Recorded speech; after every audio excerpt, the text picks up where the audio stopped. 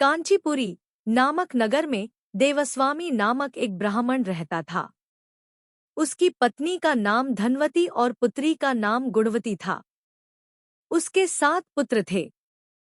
देवस्वामी ने 7 पुत्रों का विवाह करने के पश्चात अपनी पुत्री के विवाह के लिए योग्य वर की तलाशी हेतु अपने बड़े लड़के को बाहर देश भेजा दिया।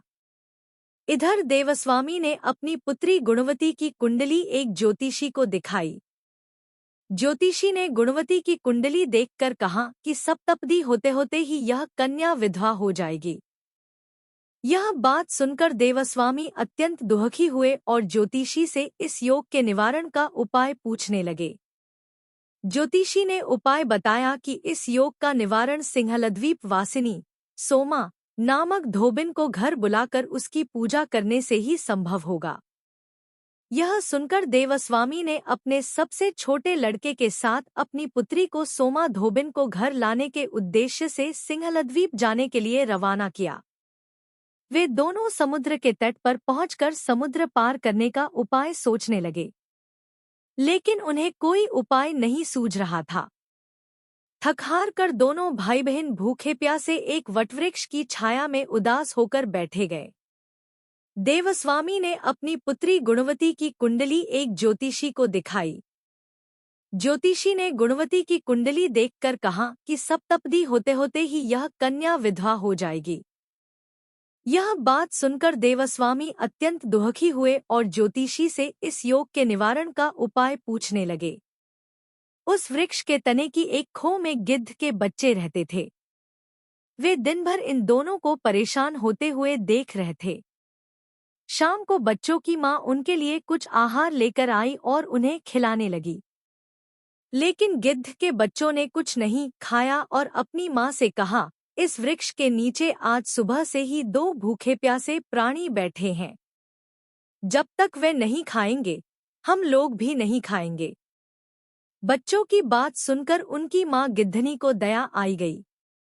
उसने दोनों प्राणियों को देखा और उनके पास जाकर कहा, आपकी इच्छा मैंने जान ली है। आप लोग भोजन करें। कल प्रातः मैं आप लोगों को समुद्र पार सोमा के घर पहुंचा दूंगी।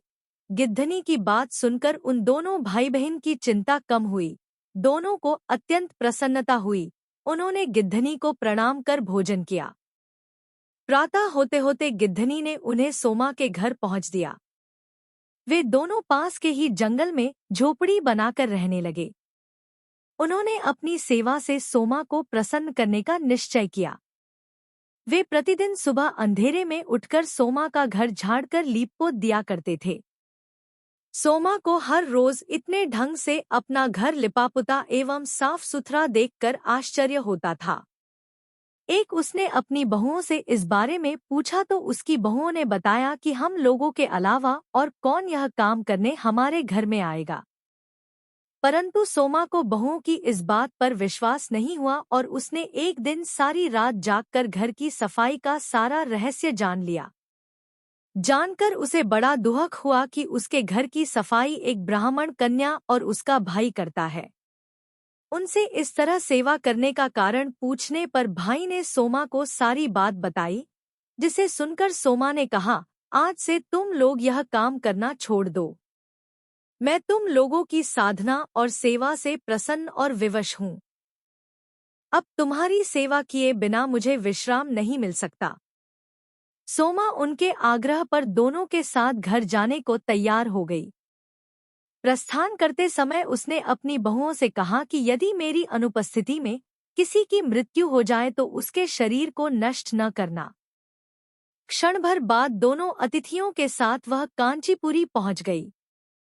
दूसरे दिन गुणवती का विवाह संपन्न हुआ और सप्तपदी होते होते उसके पति की मृत्यु हो गई। सोमा ने अपने संचित पुण्य का फल गुणवती को दान कर उसके पति को जीवित कर दिया और उन्हें आशीर्वाद देकर वह सिंहलद्वीप के लिए रवाना हो गई। संचित पुण्य क्षीण होने से सोमा के पुत्र, दामाद और पति की घर में मृत्यु हो गई। यह जानकर नया पुण्य संचित करने के उद्देश्य से वह रास्ते में एक जगह रुकी, नदी के तीर पर स्थित एक पीपल के वृक्ष की छाया में भगवान विष्णु का पूजन किया और पीपल के वृक्ष की 108 परिक्रमाएं की। इतना करना था कि सोमा के पुत्र, दामाद और पति जीवित हो गए और उसका घर धनधान्य से भर गया। इस प्रकार निष्काम भाव से सेवा करने का उत्तम फल सोमा को प्राप्त हुआ।